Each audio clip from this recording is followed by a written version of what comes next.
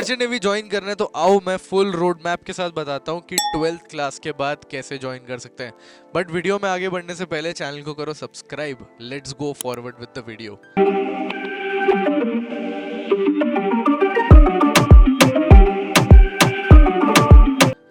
चलो let's go.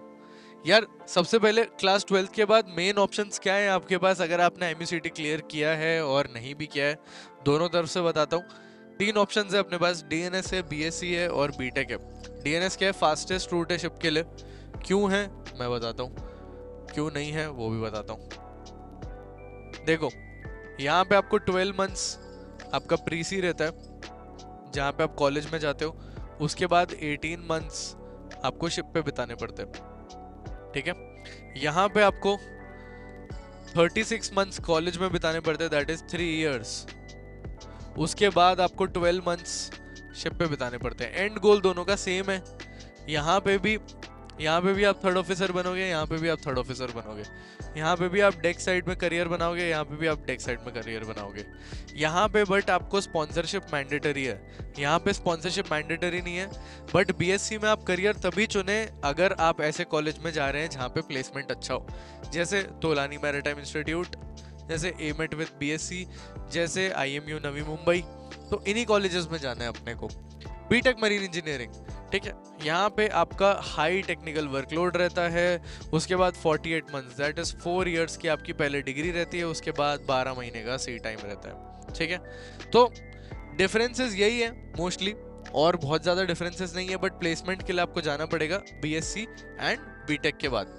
अब going forward eligibility criteria क्या है वो सब आपको पता ही होगा mostly, but I will run it through you again. कि पीसीएम आपको 60 चाहिए, इंग्लिश में 50, एज बिलो 25, मेडिकल्स आपको पता ही है कि डीजी अप्रूव्ड डॉक्टर से आपका वेरीफाइड होना चाहिए, आई साइट 6/6 एंड पासपोर्ट आपको बनवाना पड़ेगा। अब कॉमन मिस्टेक्स बच्चे क्या करते हैं अपने ड्रॉप ईयर में, जो स्टूडेंट्स ना अपीयरिंग में लास्ट ईयर हमारे पास बहुत सारे बच्चे आए थे, 400 से ज़्यादा बच्चे आए थे ड्रॉपर्स 2025 में, जो बडिंग मरीनर्स में जिनने एडमिशन लिया। अब उनने एडमिशन तो ले लिया, लेकिन उनके बाद किसी का भी आईएमयूसीटी क्लियर नहीं था, वो सारे फेल्ड इन आईएमयूसीटी थे सब। मैं उन्हीं की बात कर रहा हूँ जो फेल हो गए थे आईएमयूसीटी में। उसके बाद 92% बच्चों का इस साल आईएमयूसीटी निकल गया। 92% बच्चों का इस साल आईएमयूसीटी निकल गया। सोचो इतना तगड़ा स्टार्ट है ये। मर्चेंट नेवी के एस्पिरेंट और ज्वाइन करना चाहते हो, सेल्फ स्टडी से करना है तो आईएमयूसीटी 200 बेस्ट है तुम्हारे लिए। नीचे लिंक दिया है, फटाफट खरीद लो। लेकिन अगर चाहते हो कोचिंग से 1% से 75% सिलेक्शन रेट हो जाए, बडिंग मरीनर्स की कोचिंग A1 है। नीचे लिंक दिया है गूगल फॉर्म का, उसको भरो एंड 1-on-1 गाइडेंस मिलेगी फ्री ऑफ कॉस्ट। तो बच्चे जिनका नहीं निकला या जो बाहर के बच्चे हैं वो क्या गलती करते हैं, वो बच्चे क्या, नो प्रॉपर स्टडी स्केड्यूल ही नहीं है, रैंडम पढ़ाई करते हैं, इनकंसिस्टेंट होते हैं अपनी पढ़ाई के साथ, वीक पीसीएम फंडामेंटल होते हैं, 11वीं की पढ़ाई अच्छे से नहीं करते, केमिस्ट्री को बहुत हल्के में लेते हैं। केमिस्ट्री को हल्के में लेने की वजह से ही उनका सिनर्जी का भी नहीं निकल पाता। मॉक टेस्ट को बहुत ज़्यादा इग्नोर करते हैं बडिंग मरीनर्स में, इसीलिए हम सैटरडे संडेज को मॉक टेस्ट भी लेते हैं। Personal and strategic mistakes, communication skill बहुत पुअर है, इसकी वजह से उनके इंटरव्यूज भी नहीं निकल पाते। पासपोर्ट एंड डॉक्यूमेंटेशन जैसे इंपॉर्टेंट स्टेप्स में भी बच्चे गलती करते हैं, ये आपको नहीं करनी, ये आपको बिल्कुल भी नहीं करनी, ठीक है।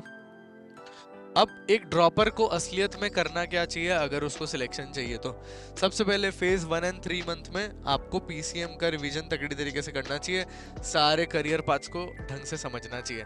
अगर आप भी तैयारी करना चाहते हो और एक ड्रॉपर हो, ऑनेस्टली बताऊं तो आपको एक ही काम अभी करना चाहिए। नीचे गूगल फॉर्म दिया हुआ है, उसको जाके भर लो। आपको तगड़ी गाइडेंस दूंगा मैं 1-on-1, चाहे आप इस वीडियो को 10 दिन बाद देख रहे हो, 1 दिन बाद देख रहे हो, 3 दिन बाद देख रहे हो, जब ये पढ़िए मैं आपके लिए अवेलेबल हूँ। आपको बस एक काम करना है, नीचे जो गूगल फॉर्म दिया हुआ है उसको जाके भरो।